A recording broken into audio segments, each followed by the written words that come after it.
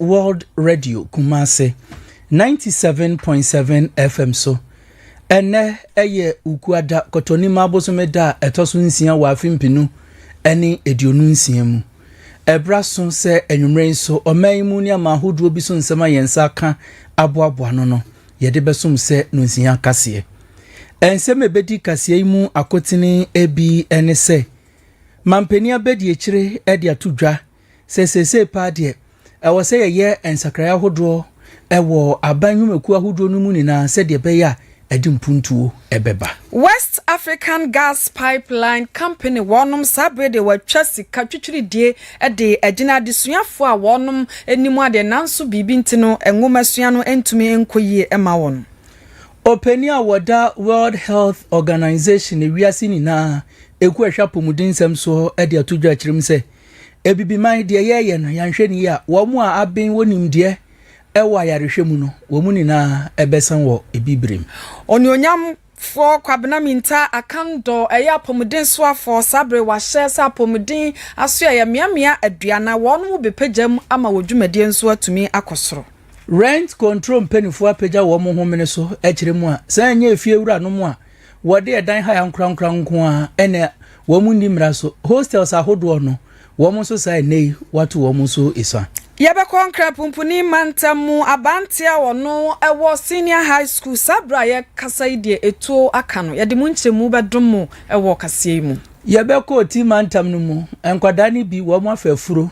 ena wo mo ede chiro BCE enso hwe no ye da su jina krampubuni mantamu wonom se mekire okada fo wo mo se ekwan a ye papa nom ene posifo faso na wogina wonom agigi sika no sebe enya de a etwa yie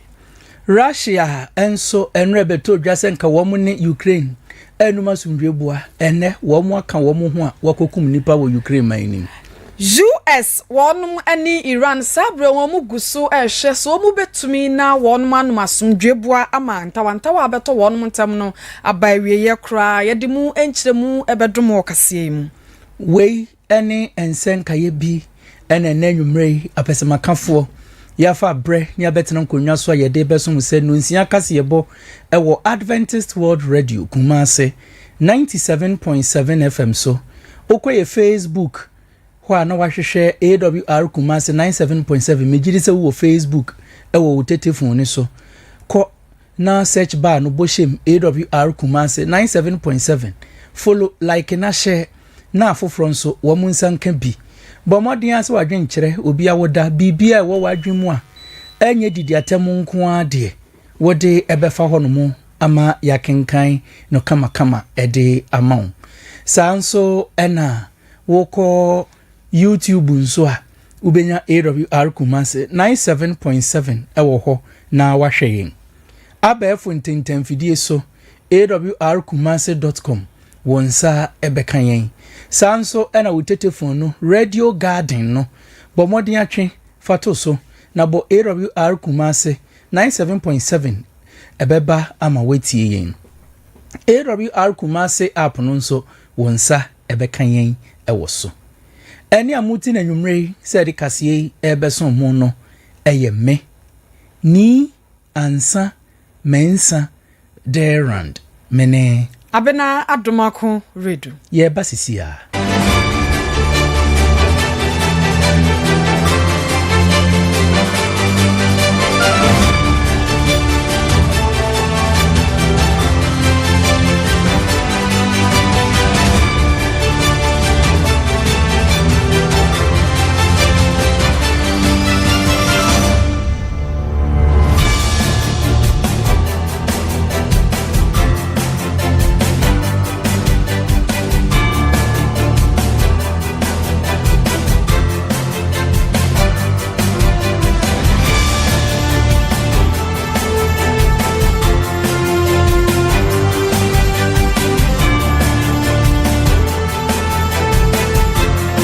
Adventist World Radio, Kumasi,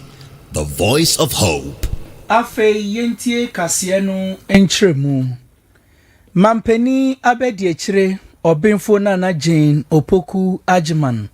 Edinsem atudwa ekyerem se eba no oman mu pa aban nyumekuo ahodo ene aban enhyehyeye ene de yebɔ modern ede esika ewure mu no ɛwɔ sɛ yɛma ensakraye eba esanse sesei no ewiase dane a ɛwɔ sɛ yɛnso yɛdane yɛho bi ɔsi wei ɛbɛboa ama Ghanafoɔ a wɔn yɛ temamufoɔ no enya gidie ɛwɔ aban mu sɛ ampa aban hyehyɛ a wɔde aba aban nwumekuo ahodoɔ no ene de yɛde esika ehyɛ mu no ɛbɛboa ma yɛda akye nso atumi agina brane wɔde atodwa ɛkyerɛ mu sɛ yɛde nsakraye wei ɛba ɛno ɛna ɛbɛboa ama ɔman Ghana impuntu a yɛhwehwɛ sɛ yɛbɛnya wɔ man mu na ma mmabunu wɔn fa wɔn nsa engu wɔn ti entwa edwa wadwo na afei obia enko to santene sɛ wɔpɛ sɛ ɔkɔ amano ne ɛkɔpɛ adwuma ne mum wɔbɛtena wɔ man mu no ɛwɔ sɛ amanyɔfoɔ yɛn hyehyɛyɛ ɛnyɛ sɛ wɔn mu kɔgyina simpie so ɛde wɔn ano akɔkɔ hyehyɛ bɔ a sɛbio eni nyinasoɔ na mmom wɔbɛyɛ nneɛma ne kwan so ɛbɛboa ama mmabunu enya adwuma nso ayɛ wɔde atodwa ɛkyerɛ mu sɛ saa ebre yi ɛyɛ bra ɛwɔ sɛ ɔman no yankasa yɛtumi bɔ yɛ ho ɛbra wɔde nsɛm yi atodwa wɔ bra ebibi man mu ama ahodoɔ ne nyinaa ɛbɛhyia yɛ ana wɔn ɛtwetwe nkɔmmɔ ɛde ɛfa yapɔmuden ɛho nsɛm so na wɔde atodwa ɛkyerɛ mu sɛ wei ɛyɛ ade a ɛbɛtumi aboa na yɛ nyinaa yɛtumi akɔ yɛnim ɔde atodwa ɛkyerɛ mu sɛ ɛma no nkɔyɛ apɔmuden aso yɛ nko aso yɛ ahodoɔ a aka ɛwɔ man mu nyinaa no aban bi a obeba ene de otiso yi wonye nhyehyeye ebeboa ama mmebunu daakye ebegyina brane yentie ye maame obinfu gyen na opoku agiman ne nsem ni bi a ode tuudwa. It calls for rethinking institutions, policies, and investments to restore confidence in public systems, boost national development, and place citizens at the center of governance. In health, this means building resilient, efficient, equitable, and accountable systems and true African health sovereignty. Sovereignty in health refers to our capacity to define our own health priorities, mobilize sustainable domestic financing, train health workers we need, retain our talent, strengthen our institutions, and organize services around our own defined realities. It is not isolation. Mampani abedi echire obinfu na Jane opoku agiman ene yakotie nene no yetwa kase no so yede ani chem kran pumpuni mantam na dwumadie bi akoso adin edaso eye Africa Health Workforce Investment Forum dwumadie yi ase na osoafo hwe yapomden hunsam so nyonyamfo kwabena minta akando ede atodwa samiamia wodo a yetete apomden fo ma wo mobeboa bo adwuma no wo ba be pagya ebinum mu dibremu ede akosoro na afe no atimi aboa enwomasua titiriw no eba anese fo won mu dwumadie mu na sabra wo kasa de kyese makomako aduanan na ye be pagya wo mu edibre ni mu na nimu animu a ye kasa de edunum na wode ebe hyase na bre kwananim no wode de aka no aba be kan wei nyina eye nhyehyeye a wono ne na soye no aya ede ba beboa ama yenya atitire ni anintini ewo apomuden adwumanimu no mo nso ede aboa apomuden asoye ye kɔ onionyamfo kwabena minta akanda wono na ye yapomuden soafo wo man Ghana mu na dwumadie yase nsama wodi tu dwa no yakotie bi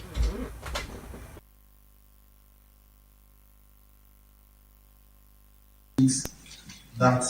we are moving from the diploma awarding institutions to degree awarding institutions. I dare say that about 15 of them are going to start this year. That said, we realized that there were gaps in the specialties, and therefore there was the need to fill those gaps. We all know we roll out Mahama Cares,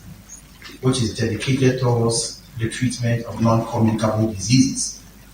And before you can effectively treat non-communicable diseases, you need certain specialties. And that's where we have those gaps. And so we have started in some institutions in the country. For example, Tamale Teaching Hospital, Kolebu, and then Konfanochi. Adventist World Radio, Kumasi, the voice of hope. Enrolling people to pursue some courses hitherto were not being pursued in the country. Oncology, critical nursing, nephrology. So the aim, number one, is to be able to fill the gaps and also to meet the global markets. Ni ayakoti aba eye Ghana ya pomuden soafo ni onyamfo kwabena minta akando. Yetwa kase no eso na sɛdeɛ ewiase ekuba tan kase ye de esi ho a wɔn ehwɛ apomuden ensɛm eso no wɔn ehwɛ sɛ Ghana ɛna afɛ wiase nyinaa ya apomuden nsɛm ebegyina brane no wɔn pani a wɔba ebibrɛman mu ha no mu a wɔda ano mekyerɛ the World Health Organization Regional Director for Africa Otumfo Muhammad Yakub Janiba edi atudwa ese eniema bi ekoso ewe bibiman mu a yanhwe na yanka na yamfo ye nan ensi ho na yentuhu anamo a emre bi ba edi ohaw kese pa ene beba beja ebibiman wodi atudwa ekyeremu se ekamia ye sesesei no wo mu ebetumi aye adwuma ewo ayaresabia hodo ahwe amani pampomudin etumi agina pinesita no Womuni na wobi apɛ broni krom na akoni ni nane se woyɛ obi a woyɛ adwuma ɛwa yaresabia ɛmfa ho ne womode mu a wobɔ ɛne wabodin krate kura wo boso me beso no waketu a wodi bekofie no ɛne ekitoa bi ɛno ɛna ɔde atudwa ɛkyem se saade na bibiman ma ho kwan se ɛne yebetu aka kitoa bi na wo mu a ɛyɛ adwuma ɛwa pomudin aso ɛyɛ no ɛne yɛ de abakora wotumi kɔtwerɛ nsɔhwɛ na wo nsɔhwɛ no dim kunim wo mu a ne aso amu ni na aman bi te se Persia Kuwait ni na yɛ de Ghana fo a wo mu aben ɛwɔ ayarehwɛ mu ɛkokopiem ɛwɔ hɔ na ɛno ɛnopani de atudwa ɛkyerɛ mu se we ni na eni hwɛ ebedu mre bi no wo mu ɛwɔ nimdeɛ pa ɛwɔ ayarehwɛ ne yadeɛ ho nsɛm a ɛwɔ sɛ wɔtena bibiman mu ha ɛhwɛ yare ɛho nsɛm na ɛboa ɛma obi ho dodo no ogina brane no wo mu ni na ɛba abɛsa ɛwɔ ebibre mu a yasɛm ɛbɛyɛ mɔbɔ pa ɔde atudwa ɛkyerɛ mu sɛ ɛbrɛ aso sɛ wɔ sɛ yɛ toto yɛ nneɛma yie ne etua wo mu yɛ adwuma ɛwɔ yaresabia hodo ni nyinaa ɛka yie ne nkɔba sɛ debia no wo mu ɛkon ɛbɛdɔ sɛ wo mu bɛkɔ amanone ɛne wɔkasa no kyem sɛ adwuma bi akora ka ho wo adwuma yɛfo no wanhwɛ wo mu yie a ɛne wo bi di sika bɛdaada wo mu ama wo makɔ ɛno bi ɛna urkopiem ɛwɔ asoyɛ anase wo mu ahwɛ nipa mpomuden sɛm a esi wo hɔ no mu a abrɔfo baayɛ a wo kyerɛ mu a sɛ wo panipa pɛ na obi asesa ne nkuku ne nkaka ɔde tudwa sɛ yanhwɛ ne yabrɛ bi ba yenye nipa ba kumpo a ɔbɛhwɛ yare ɛwɔ bibiman mu na wo dwumadie yi ase no opani a wono ebibiman mu hu ana sɛ World Health Organization oda wo ma no Muhammad Yakub Janiba nsɛm kakra etu edwa. Each year, density has reached almost 24 per 10,000 population, slightly above the pre-COVID levels. This is progress, but it's not enough. Africa still has only 46% of the workforce it needs. By 2030, the projected shortage, if you round up, it will be about 6 million, a modest improvement but fragile. At the same time, up to 27% of the trained workers in some countries are unemployed, while 1 in 10 have already migrated, and nearly half are considering leaving. And even where workers are present, quality gaps persist. Correct diagnosis in only 62% of the cases, and appropriate treatment is just 40%. So the challenge is no longer just numbers. It's about jobs, distribution, quality, and retention. So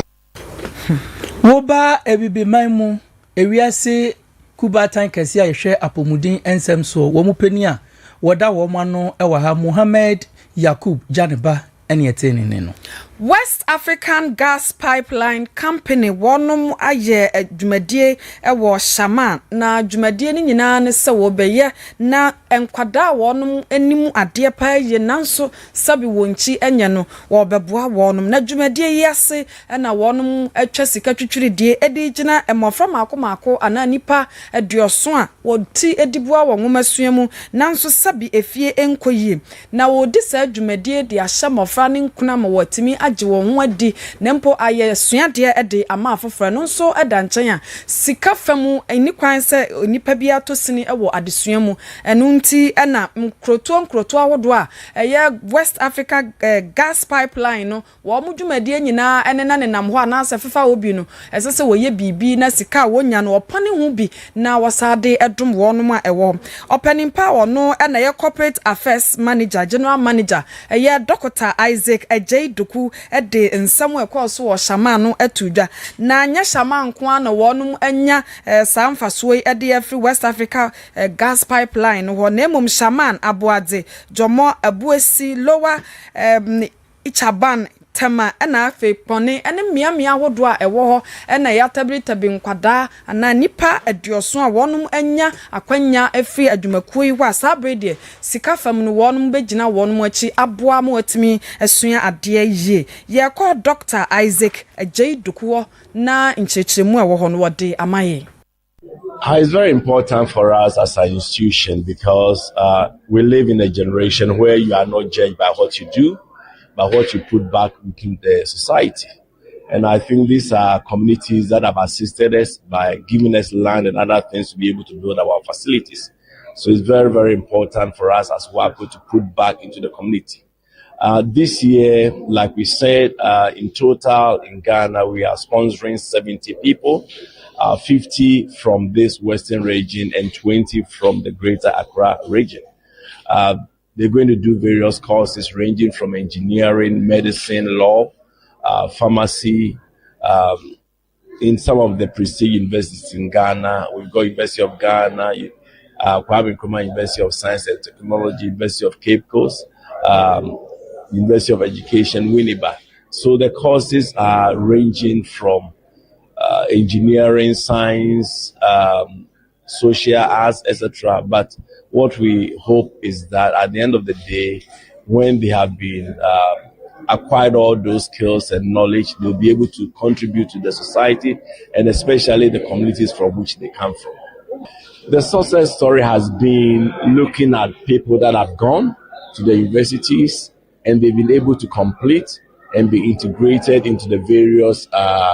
I'll say disciplines that they went to study. That has been a success story. They are brilliant but needy people, and that WAPO is, that can to also help them to achieve in life. So the consistency of the students passing out, and like we heard today, somebody passing out, some of them, even a few of them come to work for us. And I think that it gives us great joy to see that we are impacting lives. Ani ayakotie ye Dr. Isaac Ejaiduku ono na General Manager Emma Corporate Affairs West African Gas Pipeline Company Limited. Ye toa kase no eso na ye de ni akere ensemfufro mu. Enche ye ene beto dwa se wo mo hwe edan ensem eso e wo my Ghana mu se wo bi enya ne sika e de si dan na wo kwakope bi emu atena no. Empenifo ewo abanhyehyeye mu no apaw se ewo se enya nipa bi a wo mo behwe so ye taika ne se rent control na rent fo no na empenifo ewo hode atudwa kyerem se wo mo atena se ehun se sanya efie wura no mu a wode dan ehai ankramkra se wona wo yere ne wo ma embetrim nemum wo mo ede edan no ehai sukufo ene obekọ no edan bi wo sukufo no ensia na wo mu gudan bakum sadin na ya hyehye kura emfa no ho de wo fo mo a ena mienu eno ye sikafo ma wo mo de wo mo mpe ha obia na wo mo mienu pe akwakotenem na eno ena mpenifo de atudwa ekyem se sesei no wo mo abo anan a se wo bechin hostels ahodo ni ninamu se de be ya sika twitwiri dia wo mo eje a enam ekwan paso no wo besi wo mo ehun kwan Frederick Opoku wono ena sese wo ye penia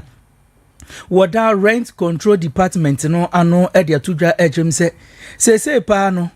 hostel ba kwa wo enkrane ne mpotamu a wo ha adwen pa Vikings hostel ene nipa ba ku bia no ye je Ghana sika no empem no edu 10,000 Ghana cedis enkane sika no 100 million ene de ye beje na wakwa akonya edan a enya wo nko na wo kotenem oni afoforo obi atumi bobere opa bia wodan mu a muni nam tu sika pe usi de ko kanso konfo ko eyesa kura wunya wo fa hudie e wo hono mo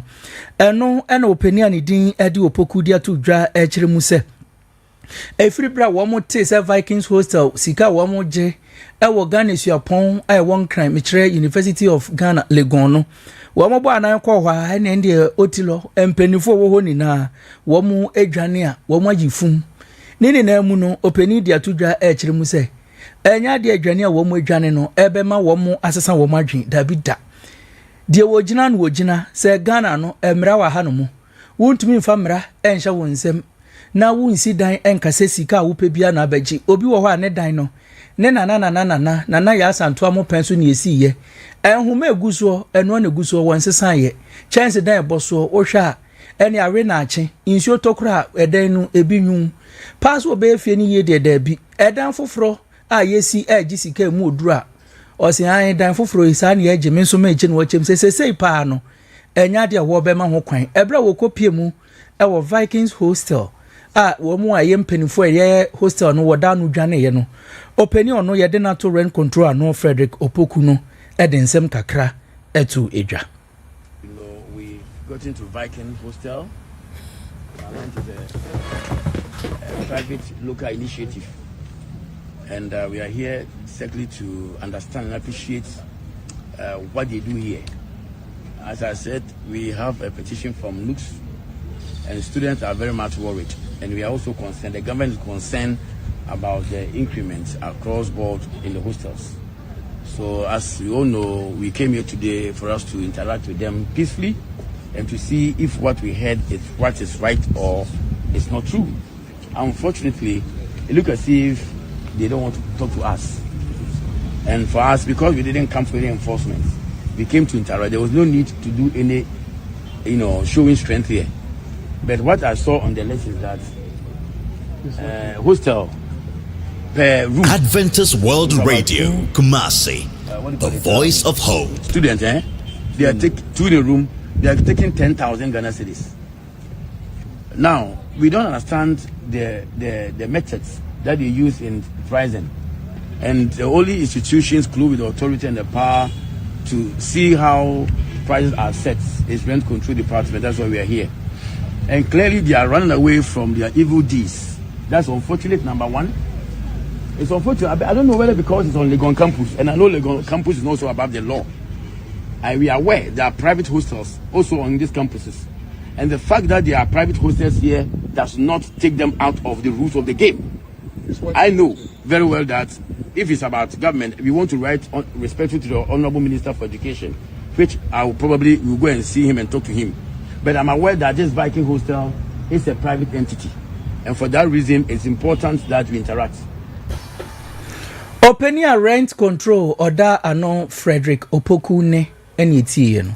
Ya to akasia no so na ban di dwumadie bi aba potokasem ye friend say government accountability series ni nyina no say dwuma wode ahya asoafo ne nipa titere bi nsa no ebra no wobaba na my Ghana nyina anim no wabekirechirem ba bia watimi abo adwuma no akodro how a wahia ene boa esesa ye de eboa wo efa na sabredi osoafo no na hwe ewiem nsakraye ano ene se ewiem nsakraye betimi akoso atenase ewo ho no no ena na adru ne so se oba na obekirechire ensemu ede ekire man Ghana na ne din ene onyonyafo Seidu Isifu wafru simpie no wo kire mu sese ba oman Ghana mu pa na ye de nioma gu nsane ne a o kire afi impimienu ene aduonu no sikapa efiri oman Ghana mu ne nyina ne se ensuyiri ene ekom ne nioma bi a ankoye eba ewemu nsakraye ene kwan efa so etenase no a ne nyina no eka ye de ye ana eka ye boye no eye million USD ne bi nya Ghana de ne bi oha ene aduanan kru $195 million ena ye boka afi impimienu ni aduonu na o kire mu sese yamfa enioma enwa kwamu na ya anyansa kire na yenyina nso ya anye ye nioma ya nhwe ye hu ya nyamenya ya dum na wonfa yenu afi impimienu ni aduonum no na eka no afiri oha aduokununum akọ empem ahenum wei eye kase ya nhwe na ya anye ye nioma ya ye betimi abo ewo oman Ghana mu ye kọ osoafo Seidu isifo no na yesoafo a wo hwe ewiemu nsakraye ene se yebetimi atenase ama ye nwato na dwumadie no ase no nchechemu a wode ama no watimu ebiemu ede amaye. Because these funding sources are drying up, we have to build our own financial resilience. African countries, global south, must build their own financial resilience. And this can only happen if there is fairness. Look at our debt levels. Okay? If you go to the World Bank Country Climate Report, in 2020 alone, Ghana lost $195 million owing to climate hazards. 1 year. And it is projected that if something is not done about that, by the year 2050, and annually we'll be losing close to $550 million every year. Oswafo sade efo asose nyame ya dom sabrede enye sika efi wiase amansan nyina sika krabia kese meche World Bank ho na sika no eye dollar no million makomako aduonu baako ekire po enwotwe ne nyina ne se wode ba bebo adwumade efe no REDD eno ye reducing emissions from deforestation and forest degradation ni nyina no ayese beboa na wiemu nso atimi ate na nneoma akoso na titiriu eye enwusia nnwuma akase no wo mu jagu wiem na enam so mayenya nsunsanso obone ni nyina nti na wonum abre yesika ese yemfa mo saaban no natumi aboaye eno so sei no nyamfo no ode etato. So far $21.8 million has been paid. And we still have a balance of about $28 million outstanding. So that is the state of the RED. And like I told you, the RED is an Article 6 arrangement, between Ghana and our collaborators. Oswafo wa hwe ewiemu nsankyerane so ne onyamfo Seidu isifu na yekote se wode ensem bi tudwa efa emo a wiase amansan nyina sikakrabia wonom ede aboa Ghana ene abibire yetwa kase no eso onimonyamfo wa hwe empotemu amemu eso ewo oman Ghana mu mekire onimonyamfo Ahmed Ibrahim ede atudwa ekiremu se sese pade wono a wanante mpotemu ehu se kejetia ena afei takrade dwadibia yentumi enwie ye no ninina ene se sika wasi yetua edema contractors no ema wo mo ede contract na hye wo mo nsa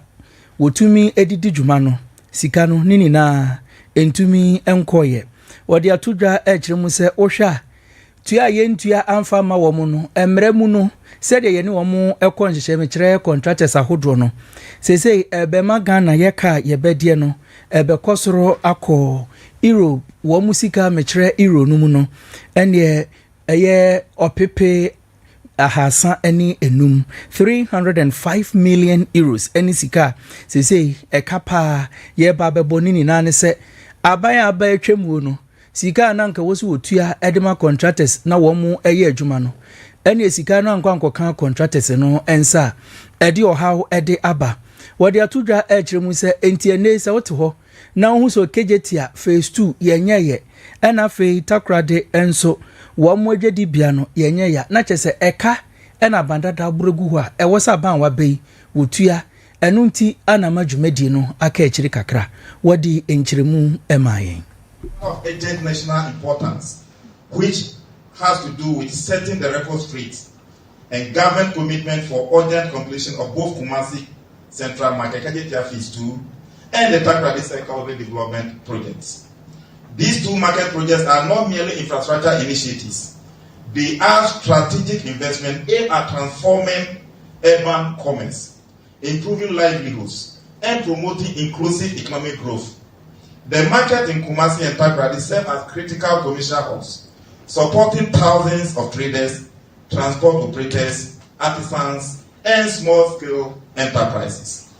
Unfortunately, despite significant progress made over the years, both projects experienced delay due to non-payment of IPCs by the previous government and demobilization by the contractors in 2024. The debt restructuring policy of the then government led to the accumulation of huge suspension costs claimed by the contractors, leaving critical components of the project uncompleted. This situation has created considerable challenges, including the following. 1. Congestion and unsafe trading conditions, loss of income for traders and associated businesses, underutilization of already invested public resources, and slower economic activity within key urban centers. Also for every year and what was so say party just a woman the contract in ma woman no aban san etunsa efre woman na etnase na enhihye bi wo bia no woni wo mo ye na aboa ama takrade eni Kumasi KJT phase 2 dwedibia no watumi aye awie sei eno de tudwa Central Market Phase 1. Ladies and gentlemen, in 2014, under the visionary leadership of His Excellency John Dramani Mahama, the government of the Republic of Ghana, represented by the then Minister of Local Government and Rural Development, embarked on a project to redevelop and regenerate the KJT Central Market into a modern market complex to respond to current and future needs of Kumasi Metropolitan and Ashanti region in general. On 25 July 2014, the Minister of Local Government signed a contract with Mrs. Contractor, a Brazilian company, for the implementation of the first phase of the project for an amount of 259 million Ghana cedis for a period of 30 months to design and rebuild this market. So far, the phase 1 of the project was successfully completed and is operational. No PESWA was added. The contract sum was 197 plus another month, so 259. No consultation claims, nothing. The same 259 million was what was spent, and there's no additional cost. Based on the success story of the phase 1, redevelopment of the phase 2 of the Kumasi KJT market and Takoradi market cycle was conceived. So when President Mahama Adventist World Radio, Kumasi, the voice of hope. Then KJT phase 2 in Kumasi. The same Minister of Local Government, Chieftaincy and Religious Affairs signed engineering and procurement and construction turnkey contract on 19th December 2018 with Mrs. Contractor Construction Limited for the redevelopment and modernization of the Kumasi Central Market and its associated infrastructure, that phase 2, for an amount of 248 million euros for a period of 48 months. So the first one was for a period of 30 months, and the second one was for a period of 48 months.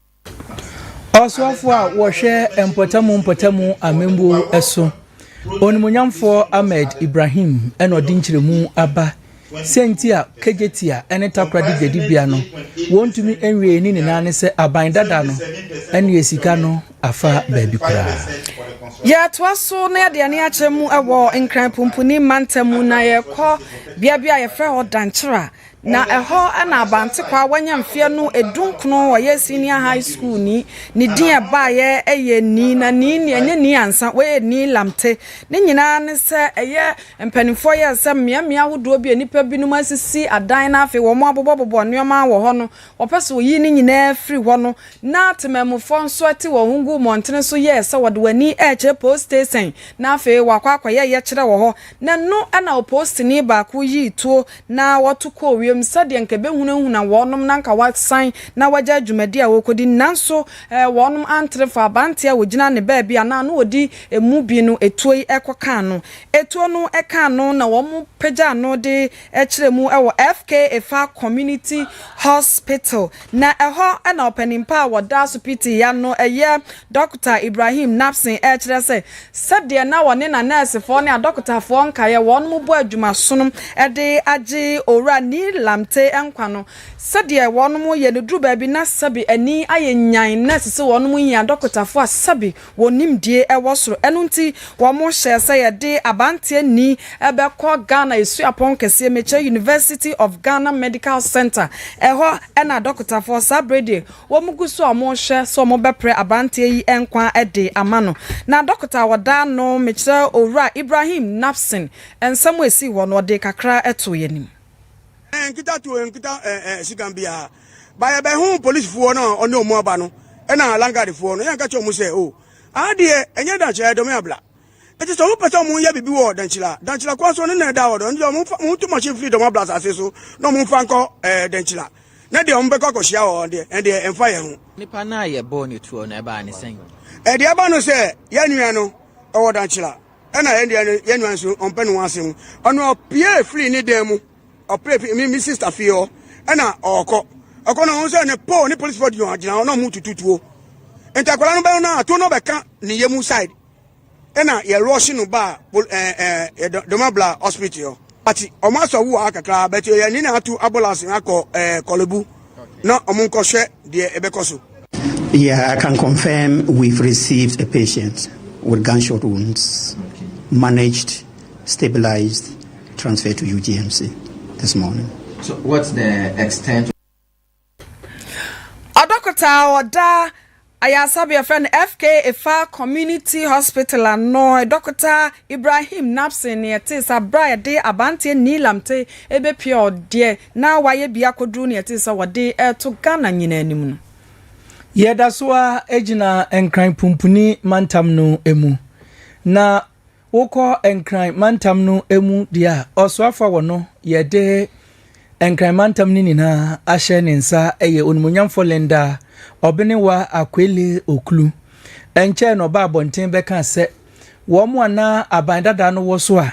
na wo ye abana musifo ahodo ni nina no wo mo etwitwa nsase e wo ensuo ho ene kwaye mu edema nkofo tonye no wapam wo mu nina edeko etifido mantem asem ne baye ena Ghana fo etwene srani abasase bo so obi ayade na enya yeyi ne dia na ye pam no ede ne ko baabi foforo na je se ho de wonkodi nsemmone wo ho na je se emfa obi aho ma me nsem a wo kan ye amankofo dodo na wo mu bofu pa wo de ye ntie ensem ni bi o kan ya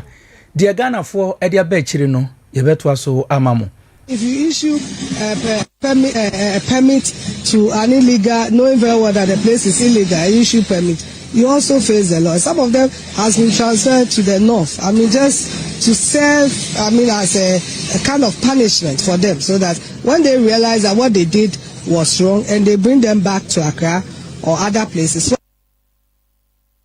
Na ma me ba bonten be kan se ye do mu ni na kwa atifido se be ya so twede amom na Ghana fo so ohoi lenda wo pekasa dodo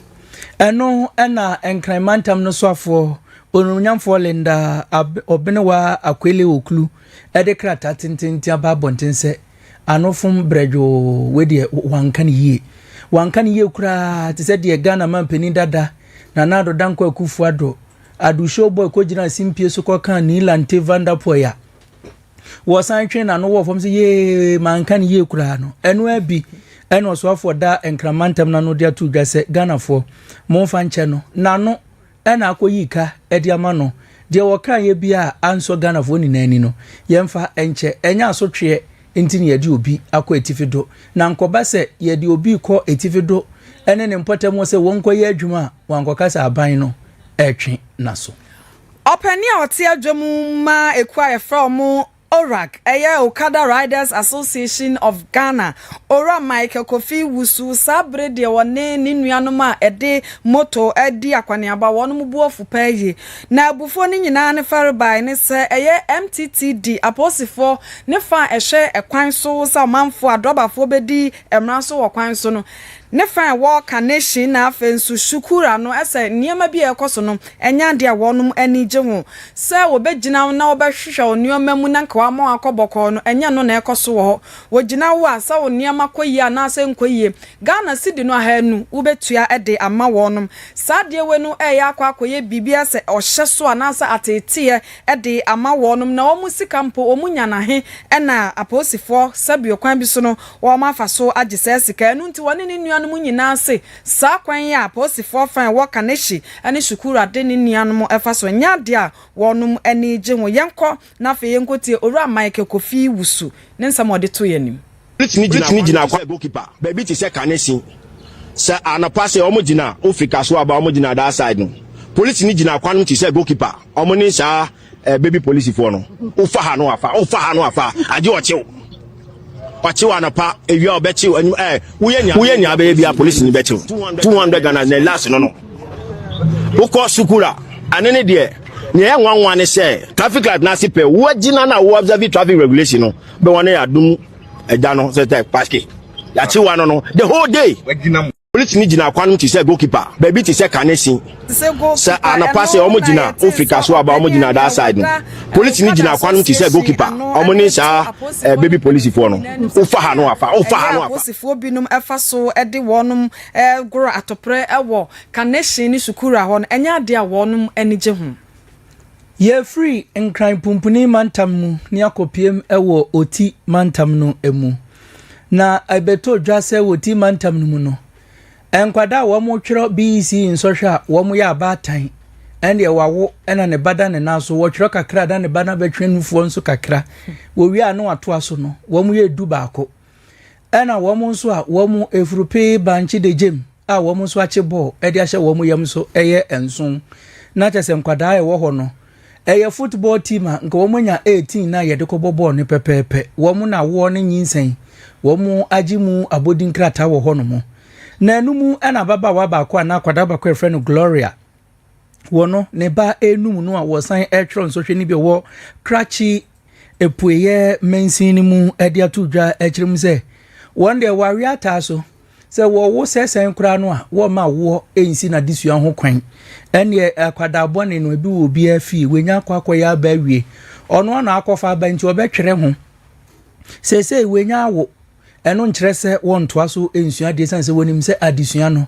eno na ye fapema ebetumi ma ne daachi etumi akọ enkan owie na ode atudwa kyerem se enye se wawo a otwere kakra na ne banso aba benum kakra nti no enso hwe no obedi mu nkuku wo obedi nkunim ama obi ehun sampa ono Gloria wedi nkunim yentie ne nsem kakra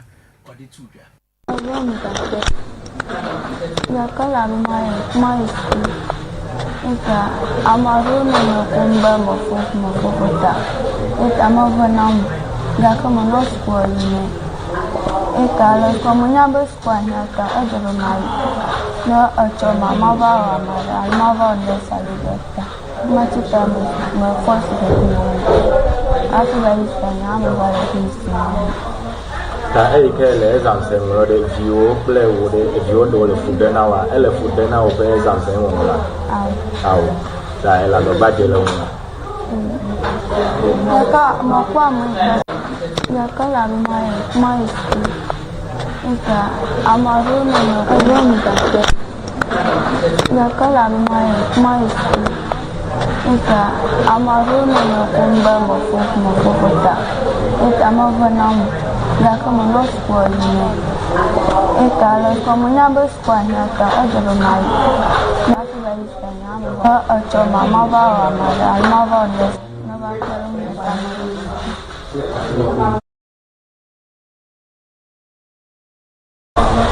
ta ekele examse ngode view play wode view do le fudena wa ele fudena o be examse ngona awu ta ela no bajele ngona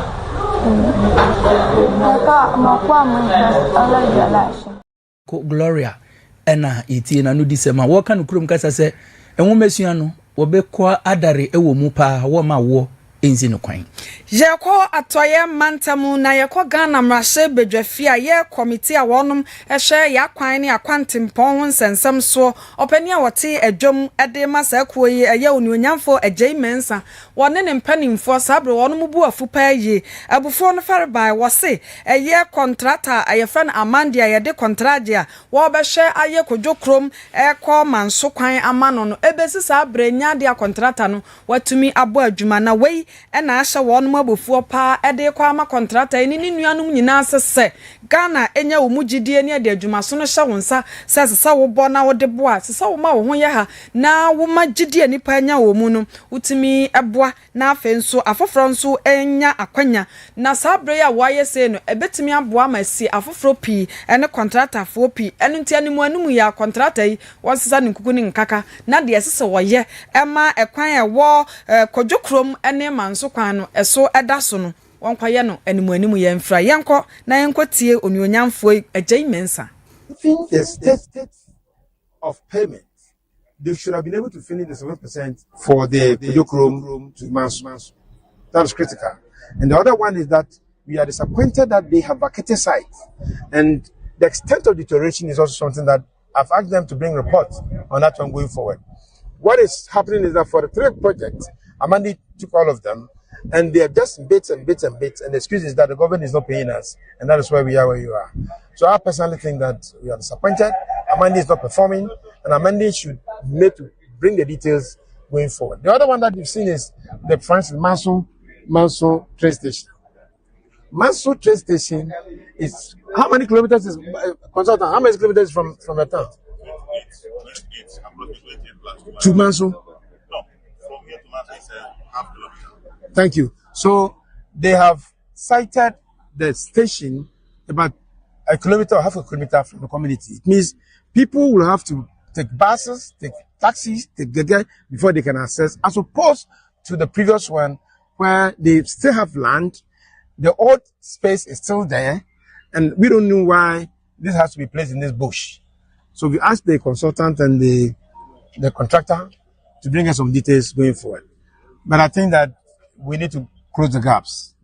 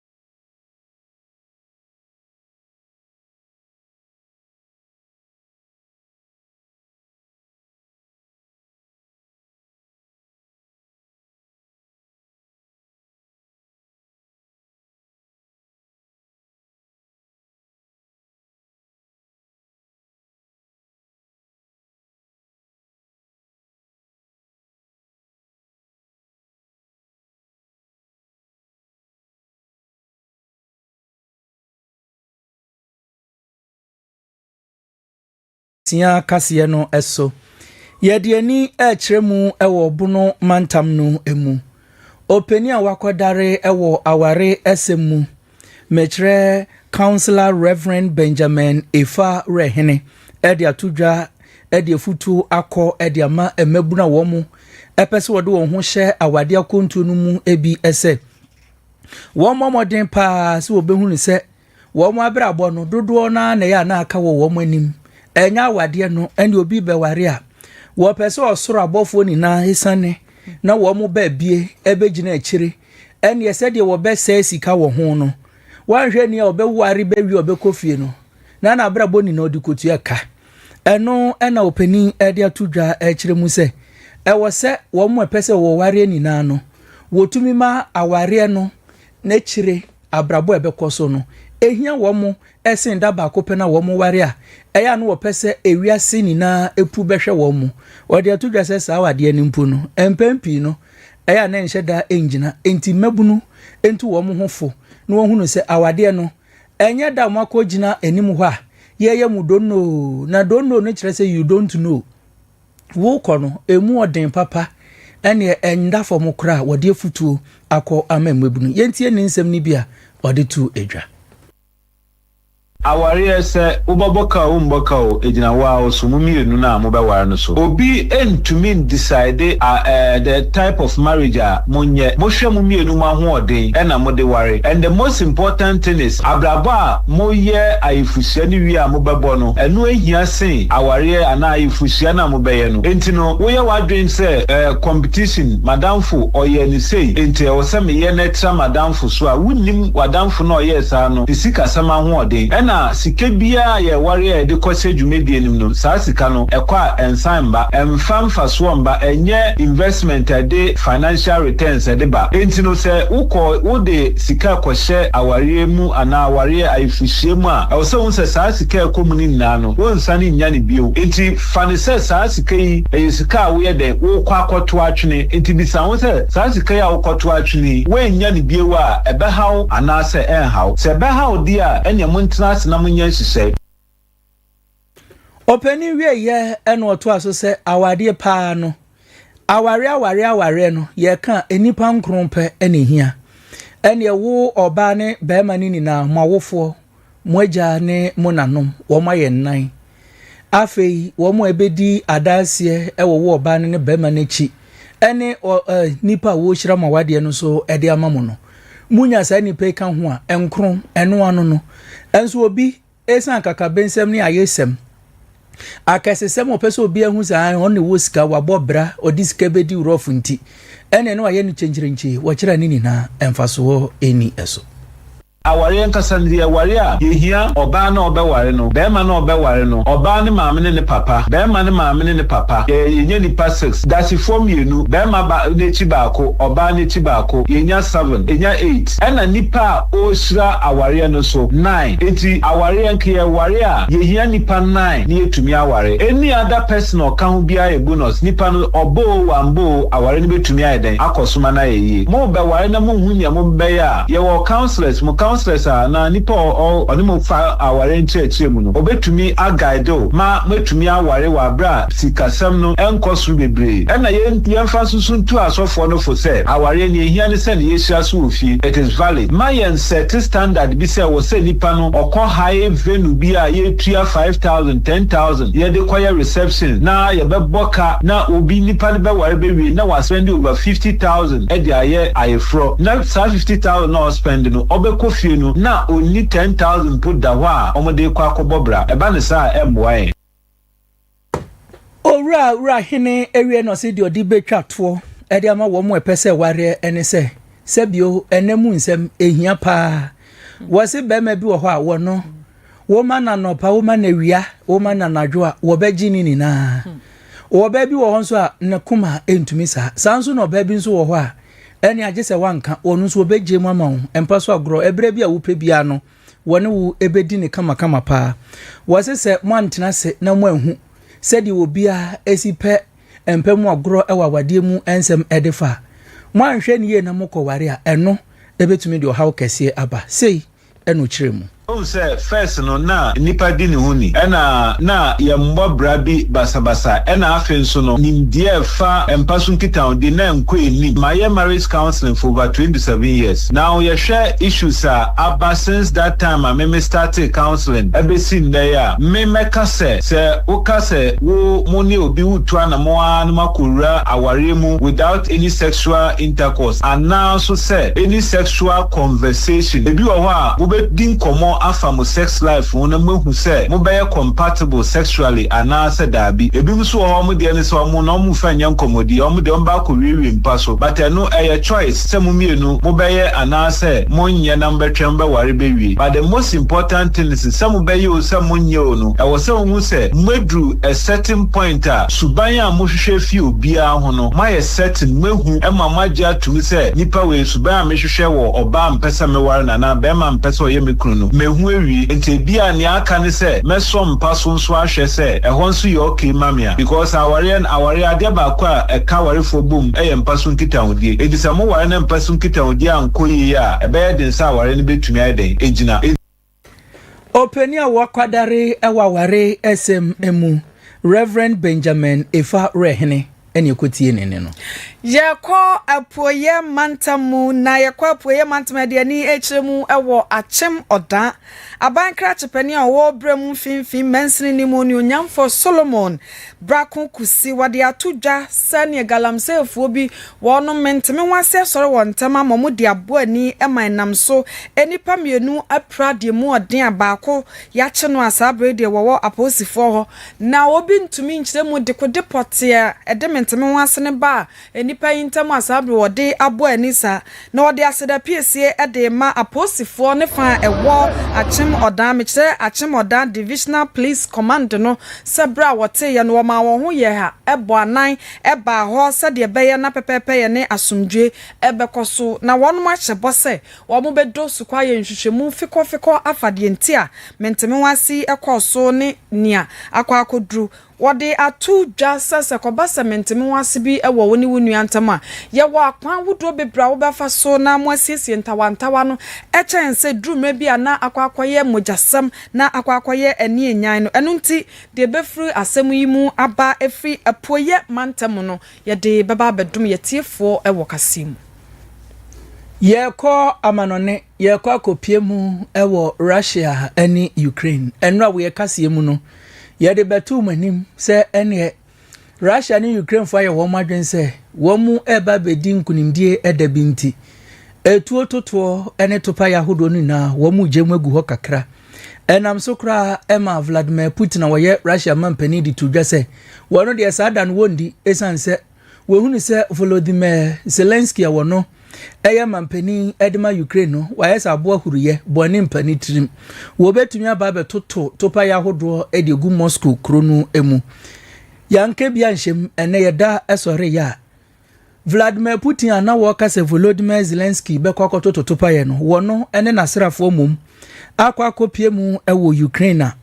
kindergarten baby ankwadan ketwa wo mu ekosuku ekwaje nwumesua mu nimde ne ntete no eho no akwaja topa ye edi egu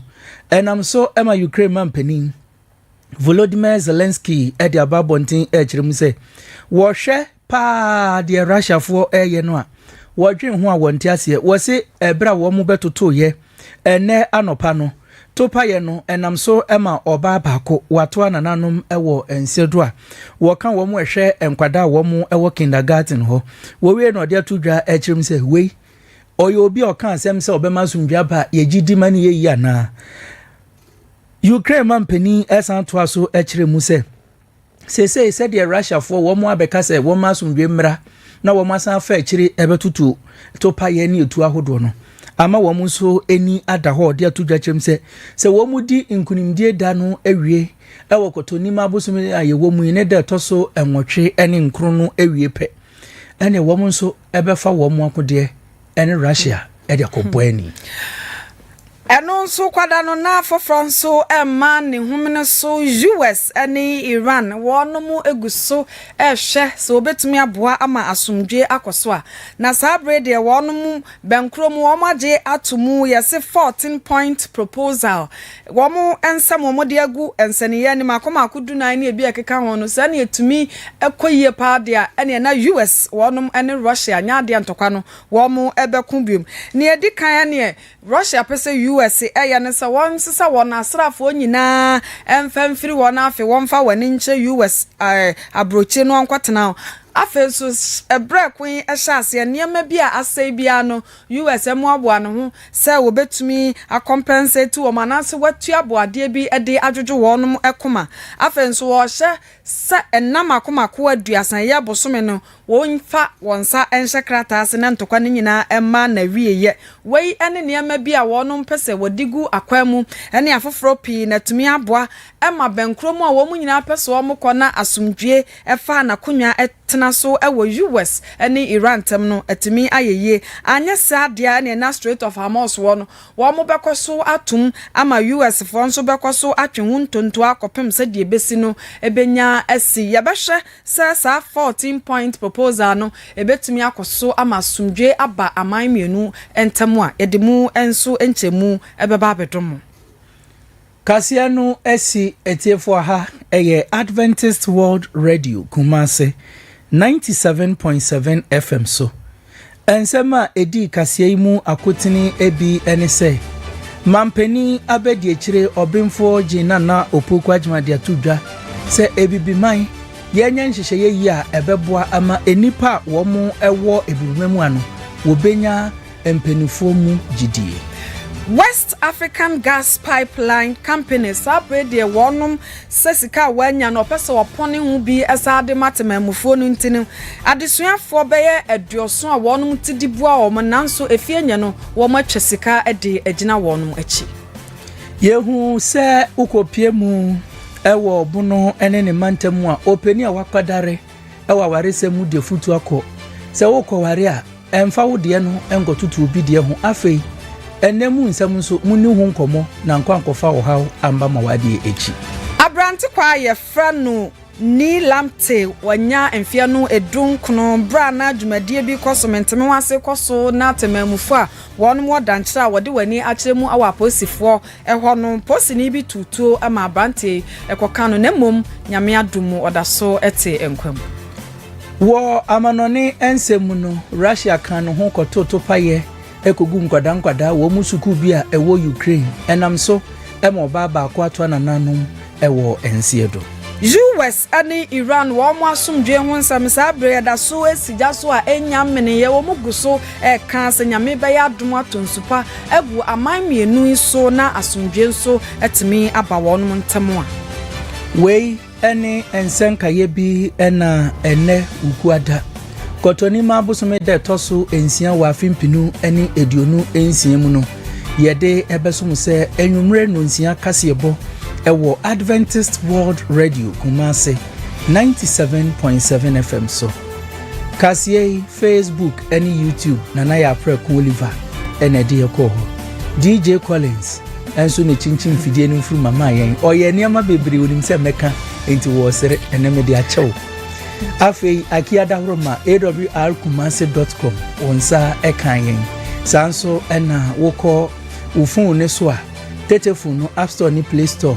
Radio Garden no wotwe a wobenya awrkumase 97.7 ewo so awrkumase app no so wonsa ebekanyen ewo eso enwumre ene amote ye se de kasie ebeso mo no eyeme ni ansa mensa derand mene abena adomako redu yamamumo enitia adeshe